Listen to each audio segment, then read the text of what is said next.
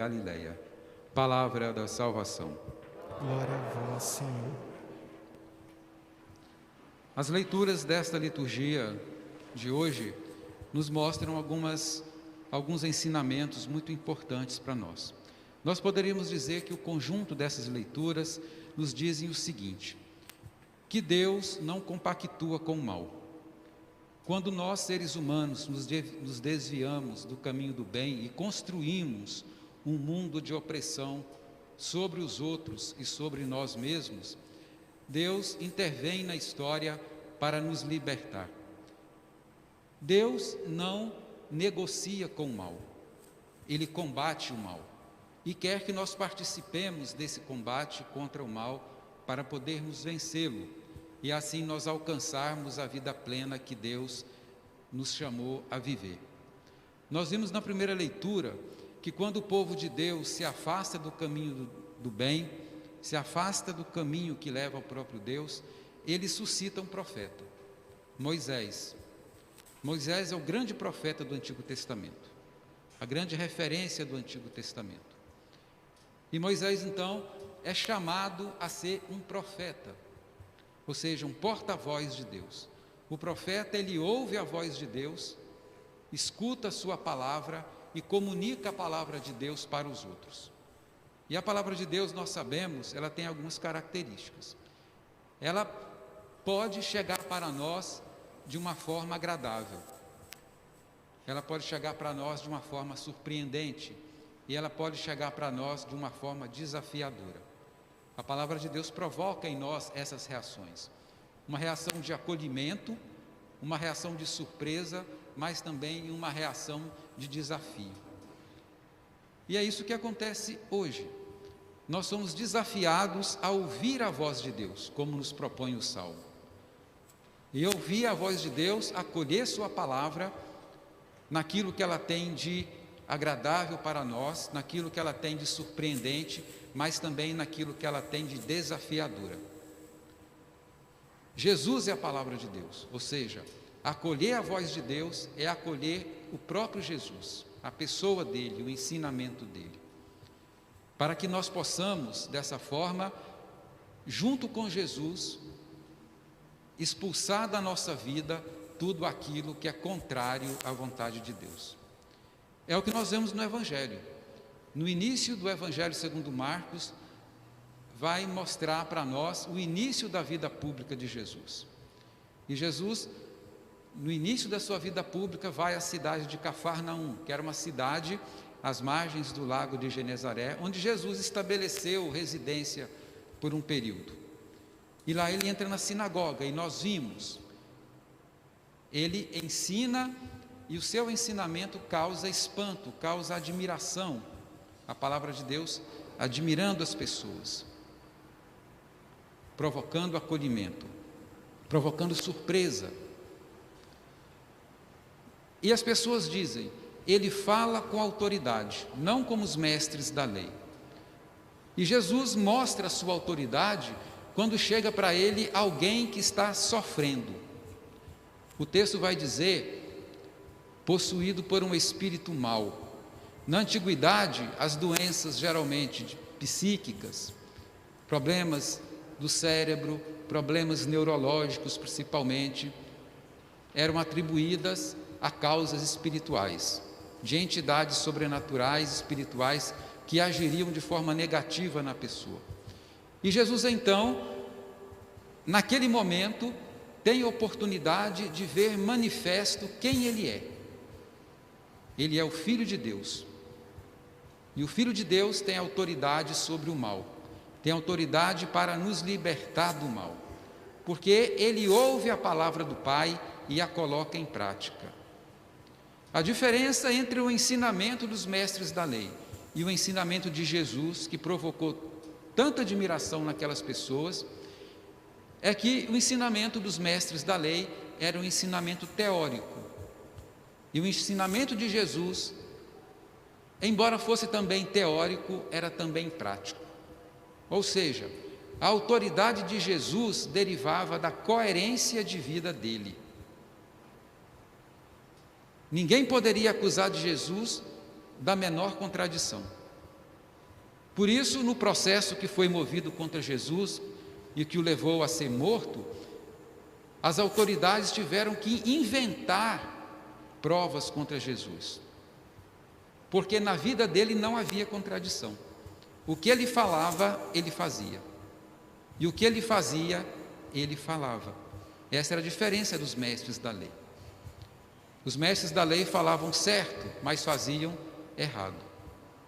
É um alerta para nós, porque às vezes nós ensinamos coisas certas, mas fazemos as coisas erradas.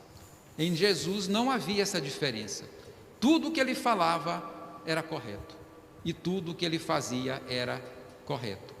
E por isso ele tinha autoridade sobre tudo aquilo que oprimia as pessoas. E é o que nós vemos hoje no texto do Evangelho. Jesus chega e mostra com a palavra e com a vida que o projeto de Deus é um projeto de liberdade, é um projeto de libertação, e que Deus não negocia com o mal. Diante do mal, Jesus não negocia, ele combate. Com a autoridade que advém da coerência de vida dele, ele remove da vida das pessoas tudo aquilo que impede que as pessoas sejam verdadeiramente humanas. Isso é importante para nós hoje, porque nós somos discípulos de Jesus. E se nós somos discípulos de Jesus, nós recebemos também a autoridade de Jesus. Mas para que nós possamos, como Jesus, remover da vida das pessoas aquilo que as oprime, nós precisamos ouvir a voz de Deus e buscar coerência na nossa vida. Esse é um desafio, por isso a palavra nos desafia. E a palavra de hoje tem essas 3 características. Ela é agradável para nós, porque ela nos diz que Deus está junto de nós para nos ajudar a nos libertar de tudo aquilo que nos oprime. Essa mesma palavra nos surpreende, porque ela mostra que Deus quer que nós participemos desse projeto de libertação. Nós não somos pessoas que estão simplesmente esperando que Deus resolva os nossos problemas. Deus nos quer parceiros nas soluções dos problemas deste mundo. Por isso é surpreendente. E é também desafiadora. Por quê? Exige de nós essa coerência de vida, essa sintonia entre o que nós falamos e o que nós fazemos. É claro que nós somos humanos, nós somos limitados, e nós nunca vamos ser 100% coerentes como Jesus foi coerente. Mas as pessoas que não participam da nossa fé, as pessoas que olham do lado de fora da nossa religião, ao olhar para nós, elas estarão atentas se nós fazemos aquilo que nós falamos. Se nós fizermos aquilo que nós falamos, nós podemos gerar nessas pessoas a admiração, a surpresa e a atração para a figura de Jesus. E vamos libertá-las de tudo aquilo que não deixa que elas sejam verdadeiramente humanas. Mas se nós não formos coerentes, nós vamos afastar as pessoas de Jesus. É muito sério isso, mas nós não precisamos desanimar. Por quê? Deus, quando nos chama a ser profetas, ou seja, pessoas que ouvem a voz dEle, que acolhem a palavra dEle e que aceitam o desafio de buscar a coerência de vida, Deus não nos abandona. Quando Deus nos dá uma missão, quando Deus nos chama a realizar uma tarefa, Ele nos dá também as forças e as luzes que nós precisamos para fazer o que Ele quer. Então, se nós nos voltarmos para Deus, pedir a Ele as luzes que nós precisamos para enxergar o que deve ser feito, se nós pedirmos a Ele a força que nós precisamos para realizar o que precisa ser realizado, então nós vamos perceber que nós não estamos sozinhos, que apesar das nossas limitações, apesar das nossas falhas, junto com Deus, em parceria com Deus, iluminados pela palavra dEle, fortalecidos pela energia que Ele nos dá através dos sacramentos, sobretudo da Eucaristia, nós vamos ser capazes também de dominar os espíritos de opressão. Vamos, como Jesus, dizer para o mal que nós não o tememos. O mal não é para ser temido, é para ser combatido. Como Jesus, nós não vamos negociar com o mal, nós vamos nos colocar diante dele com a força que vem do próprio Deus. Que nós possamos, nessa liturgia de hoje, acolher o chamado de Deus para sermos profetas. Sejamos nós pessoas solteiras, sejamos nós pessoas casadas, porque seja solteiro, seja casado, todo mundo é chamado a servir a Deus. Uns servem solteiros, outros servem casados. E aqui eu faço um parêntese para chamar a atenção para uma coisa. Muitas pessoas acham que para servir a Deus a pessoa não pode casar, porque se ela casar ela não vai ter tempo de servir a Deus. Seria uma leitura superficial desse texto de Paulo hoje. E seria contraditório, porque muitas pessoas colocam a família como se fosse uma barreira para servir a Deus. E ao contrário, o casamento é uma forma de servir a Deus. Tanto que a igreja classifica dentro dos sacramentos, o sacramento do matrimônio e o sacramento da ordem, como sacramentos de serviço a Deus e à comunidade. Ou seja, a igreja ensina que nós nos casamos para servir a Deus e servir as outras pessoas. É contraditório achar que para servir a Deus, a família fosse uma barreira. Muita gente pensa isso. Eu não vou casar para servir a Deus, como se a pessoa não pudesse servir a Deus sendo casado. E é exatamente isso. Como é que nós servimos a Deus sendo casados? Sendo autênticos no casamento, sendo coerentes no casamento, tendo filhos, educando os filhos, sobretudo educando na fé, defendendo a vida, acolhendo a vida, transmitindo a vida. Isso é servir a Deus.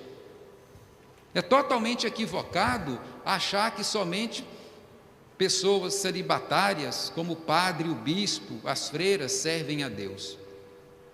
Tudo que nós fazemos na vida, sejamos casados, sejamos solteiros, sejamos divorciados, e aqui nós precisamos saber que também, que independente do estado da pessoa, todos nós podemos servir a Deus. Isso faz com que nós mudemos nosso olhar sobre aquelas pessoas que, por exemplo, tiveram problemas no seu casamento. O Papa Francisco está chamando o tempo todo a atenção para isso. Nós temos que ter muito cuidado, porque nós de igreja, nós temos uma tendência muito grande de marginalizar essas pessoas.